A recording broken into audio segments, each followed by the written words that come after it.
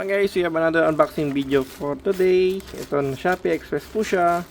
Meron siyang label. So yung link lalagay ko na lang po sa baba para po direkto na kayo sa ating items. Okay, check natin kung ano to naman to ang laman. Okay, so naka-bubble wrap siya dito guys.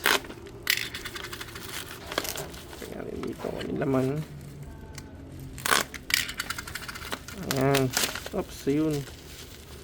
So, ayun guys. Ayun, tapos meron pa tayo dito. Okay, so, ayun. Natanggal na. Okay guys, natanggal na sa lagayan niya. Ganun lang yung packaging niya, no? Medyo ano lang. Okay, so meron tayong tipsan guys na alkaline battery, no? Ayan. Mukhang okay naman siya guys. Ayan. Tipsan po siya, no? Alkaline battery po siya, no? So, mukhang okay yata siguro to guys, no? Ayan. Tapos, yung ating mga connector guys. Ayan. Para mas ma-check natin. So, isang kulay lang pala yun, no? Pagka orange lang siya. Ayan. Ito guys, yun ang gagamitin natin.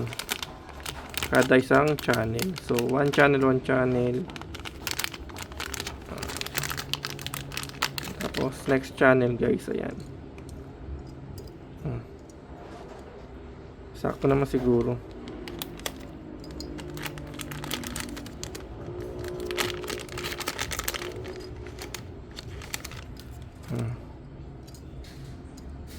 Ayan guys, oh.